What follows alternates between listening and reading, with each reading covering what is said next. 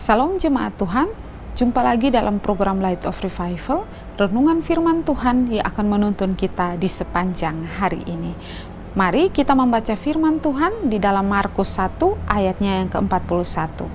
Maka tergeraklah hatinya oleh belas kasihan, lalu ia mengulurkan tangannya, menjamah orang itu dan berkata kepadanya, "Aku mau, jadilah engkau tahir." Belas kasihan Tuhan. Jemaat Tuhan yang terkasih, konteks firman Tuhan ini berbicara tentang seorang yang sakit kusta datang pada Yesus untuk meminta kesembuhan.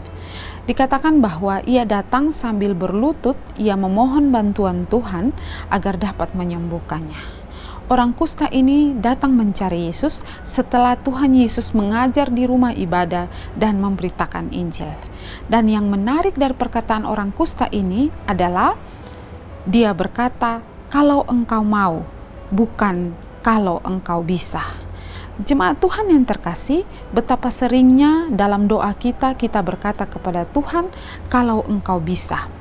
Kalau sampai kita mengatakan perkataan bahwa kalau engkau bisa, maka sesungguhnya kita tidak percaya bahwa Tuhan akan sanggup melakukan apa yang kita doakan. Tidak ada yang tidak dapat diperbuat oleh Tuhan. Ia sanggup melakukan hal yang mustahil sekalipun. Namun, tidak semua hal diperbuat Tuhan sebab tidak semua hal sesuai kehendaknya. Itu sebabnya perkataan si penderita kusta ini sangat tepat. Ia percaya akan kuasa Tuhan untuk menyembuhkannya.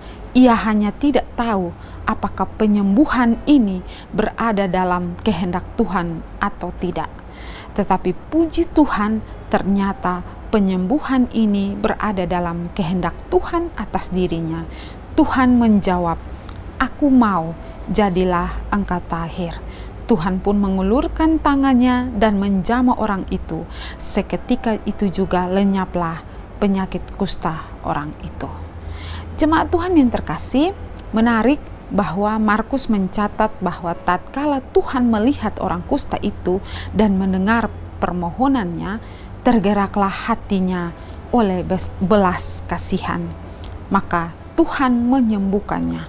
Tuhan menyembuhkannya karena ia berbelas kasihan kepadanya. Belas kasihan Tuhan sangat besar, melampaui pemikiran kita dan tidak bergantung pada ketaatan kita. Belas kasihan Tuhan juga tidak membeda-bedakan. Ia berbelas kasihan kepada semua orang yang datang kepadanya. Ia berbelas kasihan yang sama. Jemaat Tuhan yang terkasih, belas kasihan Tuhan diwujud nyatakan dengan ia langsung menyembuhkan orang yang sakit kusta itu. Bahkan Allah berbelas kasihan juga kepada kita orang berdosa yang berseteru dengannya. Jemaat Tuhan yang terkasih, bagaimana dengan kita? Apa wujud belas kasihan kita kepada orang lain? Apakah kita hanya bisa berkata-kata, "Kasihan ya," tetapi tidak ada tindakan nyata dari setiap kita yang mengucapkan kata-kata kasihan? Dan apakah kita juga bisa berbelas kasihan kepada orang yang berseteru dengan kita? Sebagai orang yang hidup dari belas kasihan Tuhan, kita dipanggil untuk menunjukkan rasa belas kasihan kepada sesama kita. Kita dipanggil bukan hanya untuk berkata-kata, mengungkapkan rasa kasihan kita, tetapi kita dipanggil untuk ada tindakan nyata. Kita berbelas kasihan kepada sesama kita. Sesama kita mau berbelas kasihan kepada mereka dengan memberitakan Injil bagi mereka dan juga memuliakan nama Tuhan. Jemaat Tuhan yang terkasih, belas kasihan Tuhan begitu besar, begitu nyata. Bahkan kita boleh merayakan Jumat Agung, bahkan Paskah. Itu adalah wujud belas kasihan Tuhan yang begitu nyata dan begitu besar di dalam kehidupan kita orang-orang berdosa.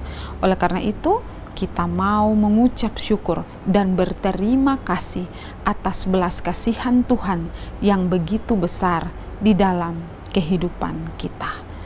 Kiranya Tuhan boleh memberkati kita. Mari kita berdoa. Tuhan, terima kasih bahwa Engkau menyertai kehidupan kami setiap hari dengan belas kasihan-Mu yang begitu besar. Biarpun kami lupa mengucap syukur, kami lupa dalam segala hal memuliakan Engkau, tetapi Engkau selalu berbelas kasihan kepada kami, menuntun menyertai kehidupan kami. Terima kasih Tuhan. Amin. Jemaat Tuhan yang terkasih, mari tetaplah jadikan firman Tuhan sebagai terang dan pelita bagi jalan hidup kita. Tuhan memberkati.